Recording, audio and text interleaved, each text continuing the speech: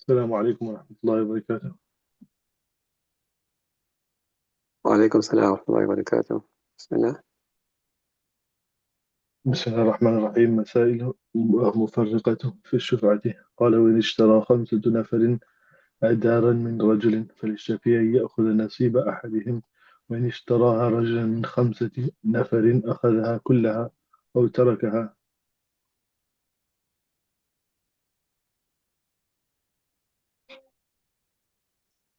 بسم الله الرحمن الرحيم. الحمد لله رب العالمين، والصلاة والسلام على رسول الكريم. ربنا ظلمنا أنفسنا وإن لم تغفر لنا وترحمنا لنكونن من الخاسرين. اللهم نور قلوبنا بمعرفتك، واشرح صدورنا بنور كتابك وسنة نبيك، واحفظنا عن زلل وخطأ في بيان مرادك. ربنا لا تؤاخذنا إن نسينا وأخطأنا، ربنا ولا تحمل علينا إصرا كما حملته على الذين من قبلنا، واستعملنا ولا تستبدلنا، واجعلنا هداة مهتدين غير الضالين ولا مضلين. آمين. بسم الله الرحمن الرحيم. So now we come to the conclusion of this chapter, or this kitab, rather, Kitab al-Shufa. And the author is mentioning Masail Mutafariqa, some miscellaneous Masail, otherwise differing Masail, unconnected to any specific chapter or any specific ruling. وَإِذَا اشْتَرَى خَمْسَةَ نَفَرٍ, that if 5 people purchase daran, a house, from a person. And so 5 people jointly purchase a property, a house, from someone. فَلِلشَّفِيعِ يَأْخُذَ نَصِيبَ أَحَدِهِمْ. The Shafi has the choice or has the right of taking a portion of one of them. Meaning that because there are 5 partners, so to speak, in the house, he doesn't have to buy the whole house, but he can buy 1/5 of the house, any portion or any share of the partner, equivalent to any share of the partner. وَإِنِ اشْتَرَاهَا رَجُلٌ مِنْ خَمْسَةٍ أَخَذَهَا كُلَّهَا. And if one person purchases it from 5 people, 5 people jointly share property or house, and one person buys out the whole thing, then أَخَذَهَا كُلَّهَا, then he will take the whole property, or the Shafi. He will take the whole property or the whole house. So in other words, depending on the amount of people purchasing the house, the Shafi will have a choice of either buying the entire house or buying a portion of the house. Why? Because in the case of multiple people buying a house, the sabab also becomes multiplied. So if there are 3 people, each one of them is a sabab for shufa. 5 people, and in this case here, 5 people are the sabab of shufa, and so forth. أو تركها, or you can leave it. والفرق في الوجه الثاني بأخذ البعض تتفرق الصفقة على المشتري. The difference in the second masala is you will take a part of it, where they take a part of it. تتفرق الصفقة على المشتري. The transaction will become divided upon the mushtari. If we have to allow him in the second instance where the mushtari is 1 and the partners are 5, then it will be as if he is dividing the deal into 2, where he is taking 1 and the purchaser, the person who purchased the property, is taking the rest of it. So that is not allowed in the Hanafi madhab, to have a deal within a deal.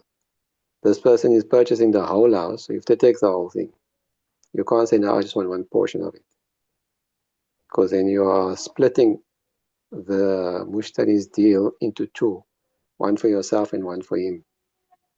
You follow? Okay. So you, the Shafi, you have to follow the deal as it was laid out. You can't add stuff or subtract stuff, except in the case where, as we just said now, the asbab are multiple, where there are 5 people purchasing. That's different, because in that case there are 5 mushtaris, so you're not splitting anything, you're not dividing anything. You are merely replacing one of the partners with yourself. Okay? فيتضرر به, so the زيادة الضرر في الوجه الأول. So this, in this way, the mushtari will be harmed more greatly by doing so. وفي الوجه الأول يقوم الشفيع مقام أحدهم. Whereas in the first example, where there are 5 people purchasing from one person, there are 5 people purchasing from one person, there the shafi is merely standing in place, replacing one of the 5 co-buyers.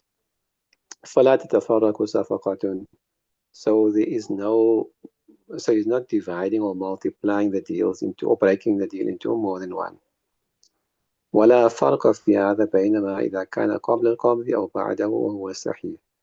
And there's no difference in this masala whether this is before the mushtari takes possession of the house or after he takes possession of the house. And this is the correct opinion. إلا أن قبل القبض لا يمكن أخذ نصيب أحد إذا نقد ما عليه ما لم ينقض الآخر حصته. However, it's before they take possession, it will not be permissible or not possible for him to take a share of one of the co-buyers إذا نقد ما عليه, if he by paying what is owed by him, as long as the others have not paid their portion. كي لا يؤدي إلى تفريق اليد على البائع, so that this does not lead to a multiple possessions upon the seller. بمنزلة أحد المشتريين, in the position of one of many buyers, one of 2 buyers. And then what they're saying here is that if he is going to take it qabl al-qabd, then he cannot take his portion yet until all the others have paid off their, but all the others also pay the amount of money that is due to them. Right? Because if it does so, it will be as if the ownership of the buy is split up. Understand? That now you'll be forced to give one portion to you because you're paying, and then wait for the others to pay their portion before you can close the deal. So that won't be correct. They all have to pay together because they're all purchasing the property together. So when the Shafi'i replaces one of them, he has to pay when they pay. You follow? بخلاف ما بعد القبض, contrary to if he's taking position after they have already taken position. لأنه سقط يد البائع, because in this way the ownership of the seller has fallen away. It no longer belongs to him. And so if you have to then pay before comes, it's as if you becoming the buyer is losing his ownership in a portion of the house, and he's got possession in the rest of the house. وسواء سمى لكل بعض ثمنا أو كان ثمن جملة. And again, it doesn't matter whether he has specified a selling price for each one of them, or whether he has given one price for the whole house. That's it. For example, the eastern wing is X amount, the western wing is X amount, the front portion X amount, and so forth. So in our times now, it's like what you call not a duplex, a multiplex, and some of them got ensuite, some of them got certain more amenities. So you're selling those condos or those flats for more than the others. It doesn't have those amenities. So if he's given different prices for different portions of the building, this won't matter. So this won't matter, or whether he's given one price, a net value for the whole property, that doesn't matter. لأن الإبرة في هذا لتفارق الصفقة لا للثمن. Because here we take into consideration whether the deal is being broken up into portions, and we don't take into consideration the amount of money that is being stipulated, the selling price. Okay, so with any deal or any way of any deal which will lead to the deal being split up into portions, that we will avoid. Doesn't matter what price was paid or how the price was stipulated. Okay. وها هنا تفريعات ذكرناها في كفاية المنتهي, and over here there are many other sub-masail which we mentioned in كفاية المنتهي. كفاية المنتهي is the book from which he condensed Hidaayah. And Hidaayah was condensed from كفاية المنتهي, which ran into many volumes, but unfortunately the whole kitab is lost. No portion, as far as we know, no portion of the kitab has survived. The ravages of history. بسم الله.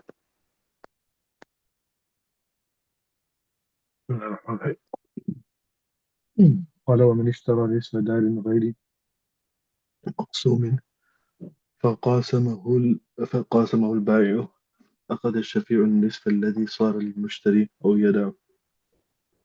Another masala, ومن اشترى نصف دار غير مقسوم. If a person purchases a half a house which has not been subdivided, فقاسمه البائع, then the seller demands that they subdivide it. Right? So the seller is not selling his whole, the seller is not selling the whole house, but he's basically selling a share of the house. So that person is purchasing out will become his co-owner. You follow? So Abdullah is selling a house, but not the whole thing, just half the house, half the property. So whoever is going to purchase that half is going to become the co-owner with Abdullah. Okay? And after that person purchased the house, he's demanding that we make muqasama, that we must subdivide the house so that you know which half is yours and which half is mine. Okay? أخذ الشفيع النصف الذي صار للمشتري أو يدع. The shafi will be allowed to take that half which goes into the portion of the mushtari, or he will leave it. Otherwise, he can't demand, no, I want that other side. I want the other half. You can't decide which half he wants. He has to take the half that was sold to the mushtari. You understood? Even if this is done after the sale has gone through. Maaf?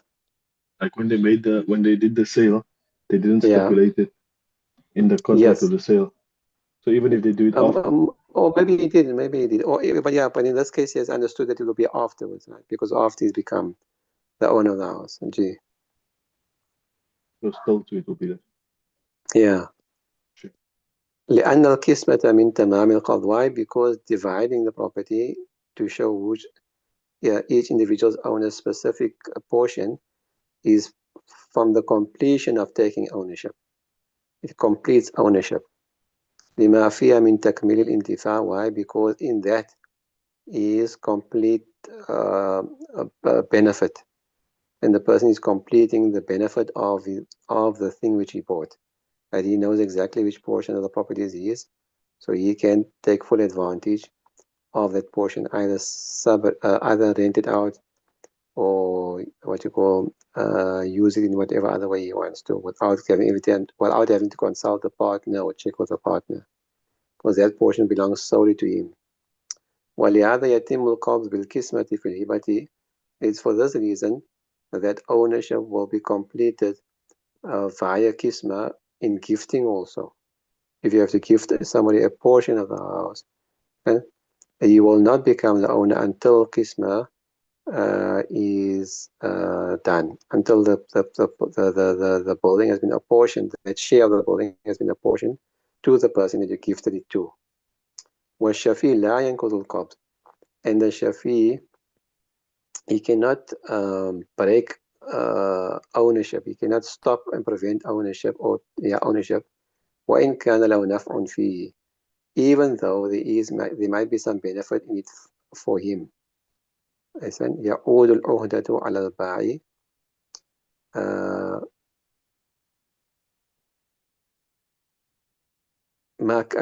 وإن كان له نفع فيه يعود العهدة على البائع فكذا لا ينقض ما هو من تمامه. So just like how the Shafi cannot stop and prevent ownership from taking place, even though there might be some benefit in it. What is that benefit? That the responsibility or the duty will be upon the seller to pay for the customer. So in the same way, you cannot prevent that which completes qabza as well.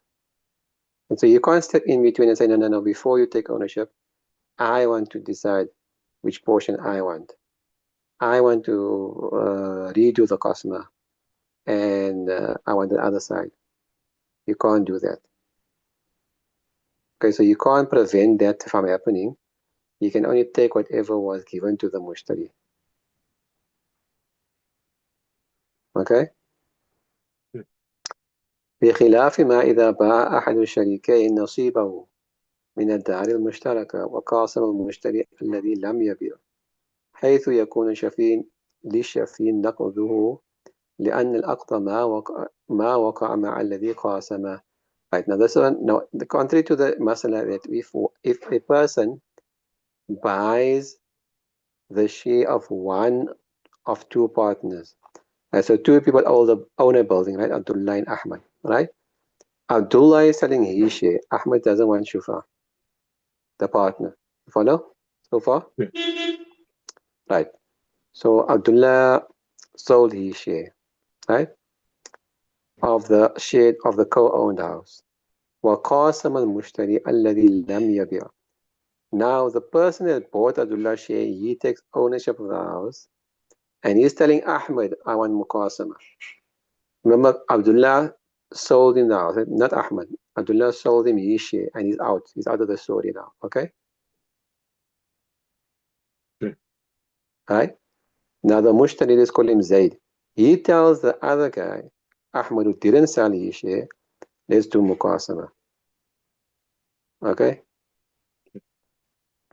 You follow? So in the first masala, the muqasama was done with the person that sold the property. In this example, he's doing muqasama with the other partner who didn't sell the property. Okay? حيث يكون so in this instance, the Shafi'i will have the right not to break the muqasama, to cancel the muqasama. Right? You can cancel the muqasama. Why? لأن العقد ما وقع مع الذي قاسم. Because the transaction of muqasama, the transaction did not occur or did not happen with the same person that is making muqasama with.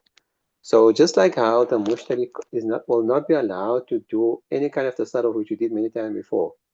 You can't do any kind of tasarruf. You can't give the thing to me once. You can't put it in the trust. You can't do whatever because the Shafi has more right than him to the item. Understood? So in the same way here, muqasama, because he's doing it with the party that didn't sell him the place, is as if he's making tasarruf in somebody else, in the Shafi's property, or the property that the Shafi is more entitled to. Let's put it that way. You follow?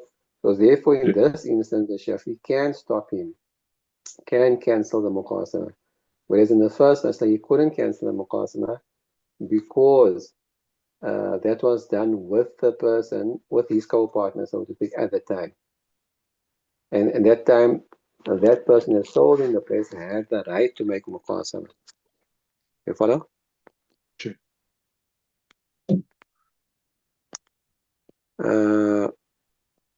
فلم تكن القسمة من تمام القبض الذي هو حكم العقد. So therefore, in the second masala, the muqasama, the qisma, the division, the subdivision of the house, is not from the completion of ownership, which is the hukam of the transaction, which is the result of the transaction. بل هو تصرف, rather this is transacting in a property بحكم الملك, with the hukam of ownership, which he doesn't have because the Shafi is more entitled to ownership. فينقض الشفي, so the Shafi can have the muqasama cancelled because the mushtari had no right to make any kind of tasarruf, to do any kind of transaction, to do any kind of changes to the property because he is not the actual owner. كما ينقض بيعه وهبته, just like how he had the right and we did before, he can cancel the mushtari's resale of the house or the mushtari's gifting of the house to somebody else. ثم إطلاق الجواب في الكتاب يدل على أن الشفيع يأخذ النصف الذي صار للمشتري. Then the author is saying رحمه الله تعالى that in the kitab, meaning Jami al-Saghir, because Imam Muhammad has mentioned this mutlaqan, this masala, with generality, it indicates to us that the Shafi will take that off which belongs to the mushtari, أي في جانب في أي جانب كان, irrespective of which portion that may be. وهو المروي عن أبي يوسف رحمه الله تعالى, and this has been narrated from Imam Abu Yusuf رحمة الله, لأن المشتري لا يملك إبطال حقه بالقسمة, because the mushtari does not have the right to negate or to invalidate his right via the qisma, via the subdivision. وعن أبي حنيفة رحمة الله إنه إنما يأخذه إذا وقع في جانب الدار الذي يشفع بها. Imam Hanifa says no, he will only take that portion or that half which occurs on that side of the house which is next to him, which is adjacent and next to his property, because of which he is claiming shufa. لأنه لا يبقى جارا فيما وقع في الجانب الآخر. Why? Because he no longer remains the neighbor in the other side of the house, which is on the far end of his property. You follow? So this is with regard to the first masala. So in the first masala, where he has to just take whatever the mushtari got, the understanding is this, that you will take whatever the mushtari has, as we understand it from the kitab. Although it seems as if Imam Muhammad agrees with Abu Yusuf rahmahullah ta'ala with regards to this, because Imam Hanifa rahmatullah's ruling is he must take that off which is closest to his house, irrespective of whether it belongs to the mushtari, whether it goes into the share of the mushtari or into the share of the ba'i. You follow? True. So this is going back to the first masala. So what he mentioned in the beginning, this is his understanding of the masala from Jami al-Saghir, which correlates and which agrees with the opinion of Imam Abu Yusuf rahmatullahi. Imam Hanifa rahmatullahi is not of that opinion. His opinion is whoever shares closest to the neighbor's house, to the Shafi's house, that is the share you will take, irrespective of who it belongs to or whose portion it went to. Okay? قال ومن باع دارا وله عبد مأذون عليه دين فله الشفعة. Whoever has sold their house and he has a slave which he has given permission to transact, and on the slave or against the slave there are debts, فله الشفعة, then he will have the right of shufa. Then وكذا إذا كان العبد هو الباعي, and similar will be the case with the slave, he is the seller. فللمولى الشفعة, then the mawla, the master, will have the right to shufa. لأن الأخذ بالشفعة تملك بالثمن. Why? Because taking the house by shufa, ownership is gotten by means of paying the price. فينزل منزلة الشراء, so therefore it will have the same status as buying something. وهذا لأنه مفيد, and this is because it is beneficial. لأنه يتصرف للغرماء. Why? Because he is making an effort to pay off his creditors. You follow? So we will allow the Abdi Ma'adun to sell the house to his master, because he can use that money to pay off the debts. Okay? بخلاف ما إذا لم يكن عليه دين, contrary to if he has no debts against him, then لأنه يبيعه لمولى, then it's as if he's selling it to his master. Understand? ولا شفعة لمن بيع له, or he's selling it on behalf of his master almost. So whatever the slave owns belongs to his master at the end of the day. ولا شفعة لمن بيع له, there is no shufa for the person who's selling something. How can you be the seller and also claim shufa at the same time? Understand? So although it's his slave that's selling it, but it's as if he's buying something that belongs, claiming shufa on something which belongs to him anyway. Okay? In the case where the slave doesn't have any debts.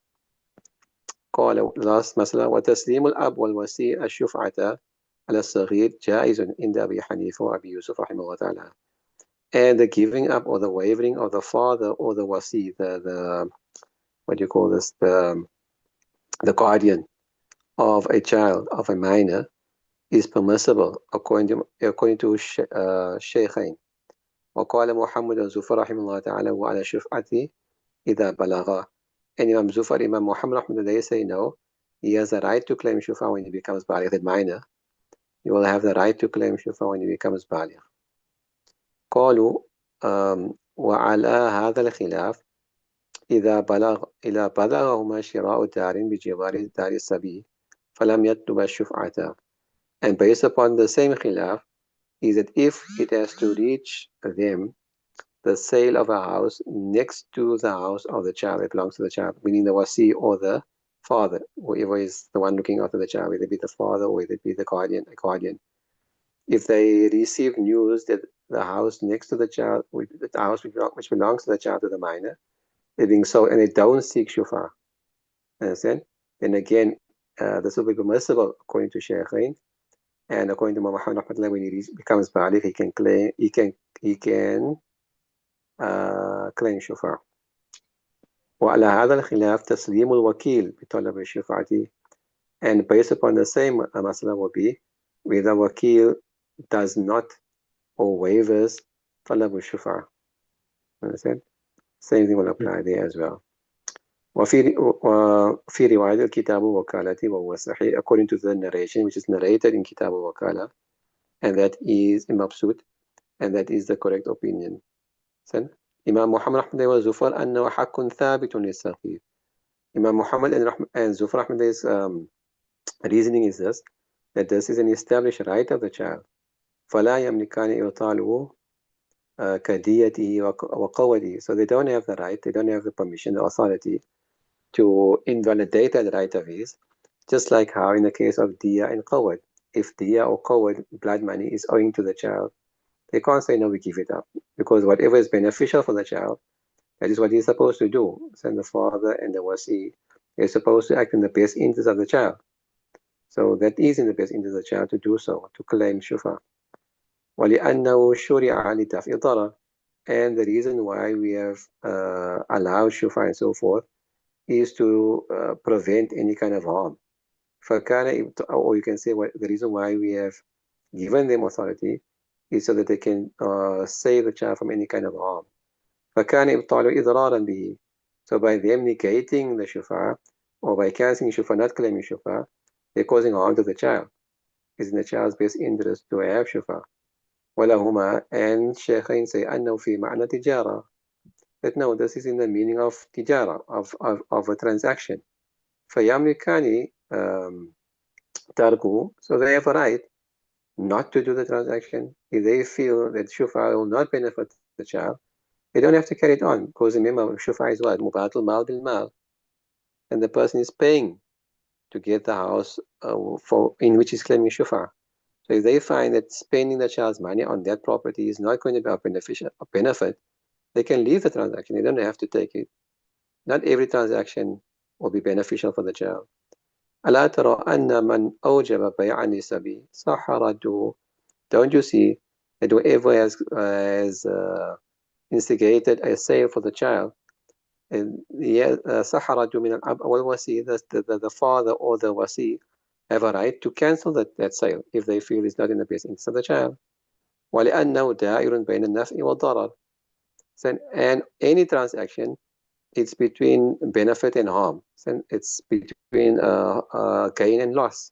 And any transaction, either you're going to gain or you're going to lose. And for وَيَكُونُ النَّظْرُ فِي تَرْكِهِ.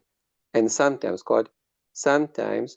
the best opinion is not to do the transaction.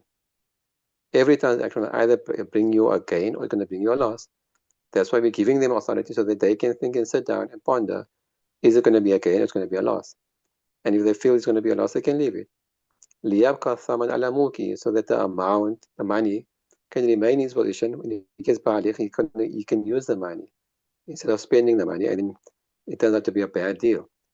وَالْوِلَايَةُ نَظْرِيَةٌ, and wilayat authority which we have given to them, this is based upon their insight. It is because of the insight that we have given him authority, because he's a small child, is a minor. He might not see what they know because of experience and so forth. فَيَمْلِكَانِ, so therefore they have the authority to reject shufa. وَسُكُوتُهُمَا كَإِبْطَالِهِمَا, and their remaining silent, not claiming shufa, is the same as them rejecting the shufa. لِكَوْنِ دَلِيلُ الْإِعْرَاض, because this is a sign of them, of their disinterest. Can we finish this, or is it ready time up? We can finish it. Okay. Okay, let's just stop there, inshallah. It's not the explanation here, it's fine. Okay, inshallah. Any questions, anything you didn't understand? Alhamdulillah, understood it. Okay, inshallah, jazakallah. Friday night, inshallah, make dua for yourself, for your ustad, your parents, and the whole ummah at large also, inshallah. Lot of salawat, suratul kaf, etc., inshallah. سبحان الله بحمده سبحانك الله وبحمدك نشهد أن لا إله إلا أنت نستغفرك ونتوب إليك. السلام عليكم ورحمة الله وبركاته. السلام عليكم ورحمة الله وبركاته.